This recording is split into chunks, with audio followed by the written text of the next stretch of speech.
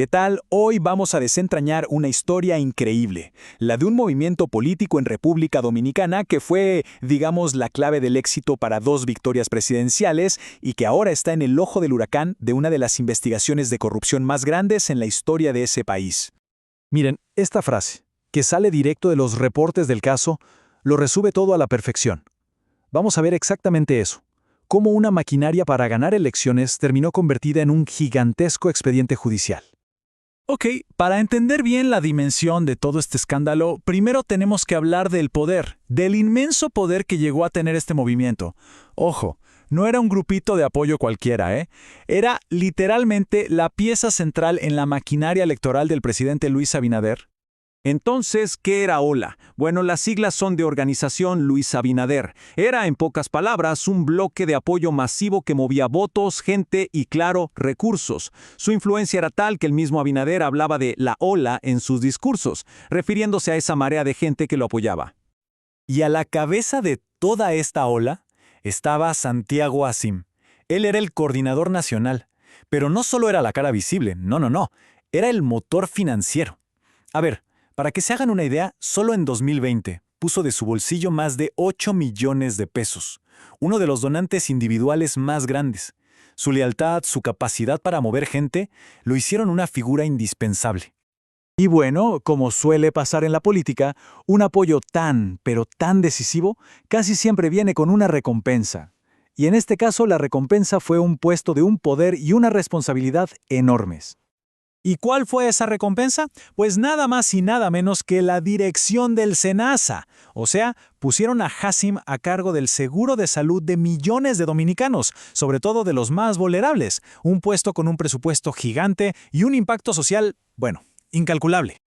Assim asumió el cargo en agosto de 2020, y fue justo durante su gestión que, según la Fiscalía, se armó todo el esquema de fraude. Para el 2025 ya lo habían destituido, justamente por los problemas financieros que ya empezaban a hacer ruido en la institución. Y aquí es donde la cosa se pone realmente oscura. Dejamos la estrategia política y nos metemos de lleno en un presunto desfalco, a una escala que de verdad sacudió al país entero. 15,000 millones de pesos. Repito, 15,000 millones. Esa es la cifra que la Fiscalía dice que se desvió de los fondos públicos del SENASA. Es un número tan grande que cuesta hasta imaginarlo, pero al final del día es dinero que debió usarse para la salud de la gente.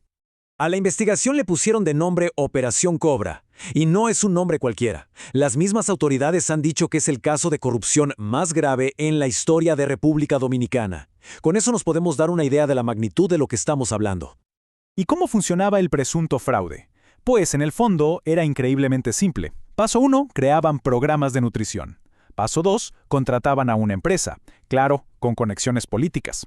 Y el paso clave, el 3, inflaban las cifras de beneficiarios de una manera brutal, para así poder justificar y pagar facturas millonarias por servicios que, según la Fiscalía, en su mayoría nunca se dieron.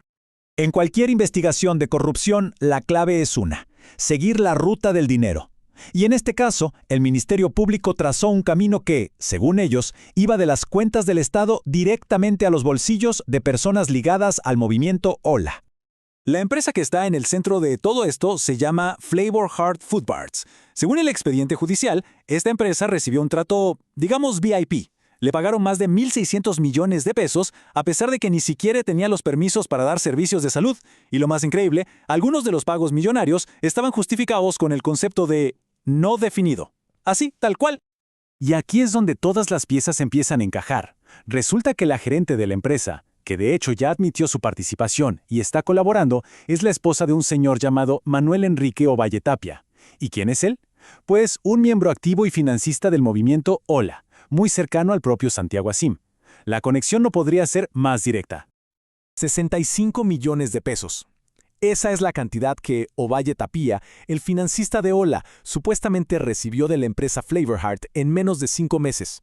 O sea, el dinero salía de la contratista del Estado y llegaba directo a una figura clave del movimiento político del gobierno. Pero bueno, el esquema no solo era de transferencias bancarias. También se habla de sobornos mucho más tangibles, por decirlo así. Y esto revela el nivel al que presuntamente llegó la corrupción. $80,000. Ese es el valor de un reloj, un Rolex Daytona, que según los fiscales fue comprado con dinero del esquema y entregado a Santiago Hassim como soborno, un objeto de lujo que ahora es una pieza clave de evidencia en el caso. Claro, con un escándalo de esta magnitud, las reacciones no tardaron en llegar. El caso sacudió los cimientos del gobierno y puso a prueba todo su discurso de lucha contra la corrupción. Escuchen esta frase del fiscal a cargo, Wilson Camacho. Él dijo que es el caso más siniestro y cruel, porque no solo se trata de dinero, sino de un desfalco a los fondos que debían ir a la salud de la gente. Es una descripción muy potente del costo humano de todo esto. La presión fue tanta que llegó hasta el nivel más alto.